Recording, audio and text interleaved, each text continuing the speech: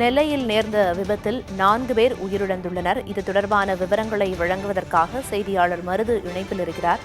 மருது, எப்படி இந்த விபத்து நிகழ்ந்தது? முதற்கட்ட விவரம் என்ன?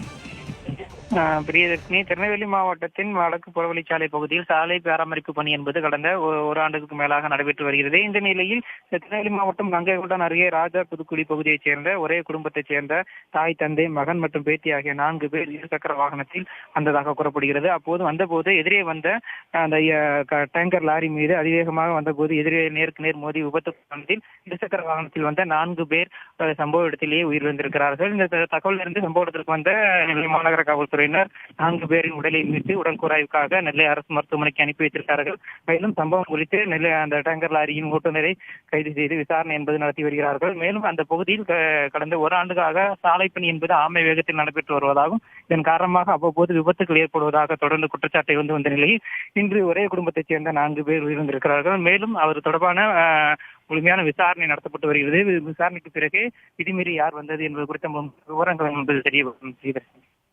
வருது கடந்த ஓராண்டாக அங்க சாலை பணிகள் சுணக்கமா நடந்து வர்றதா நீங்களே குறிப்பிட்டீங்க. இதுக்கு முன்னாடியே அந்த பகுதி மக்கள் இந்த பிரச்சனையை சம்பந்தப்பட்ட அதிகாரிகள் கிட்ட கொண்டு போலையா?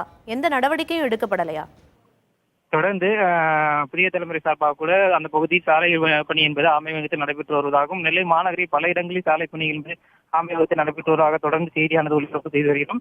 இந்த நிலையில் இந்த பகுதியில் இந்த விபத்து என்பது தற்போது நடந்திருக்கிறது. தொடர்ந்து விதிமீறி யார் வந்தது, லாரி ஓட்டுநர் ஓட்டி வந்தது காரணமாக இந்த விபத்து ஏற்பட்டதா அல்லது இருசக்கர வாகனத்தில் அதிவேகமாக வந்தது ஏனென்றால் ஒரே இருசக்கர வாகனத்தில் 4 பேர் வந்ததாக தற்போது கூறப்படுகிறது. ஆக விதிமீறி வந்ததன் காரணமாகத்தான் இந்த விபத்து ஏற்படுத்தியிருக்க வாய்ப்பு இருப்பதாக தெரிவிக்கப்பட்டிருக்கிறது. ஆகையால் முழுமையான விசாரணைக்கு பிறகுதான் முழு விவரங்கள் என்பது தெரிய வரும். விபத்து குறித்து காவல்துறையினர் விசாரணையை தொடங்கி இருக்காங்க. தற்போதைய விவரங்களை வழங்கியதற்கு நன்றி மருது.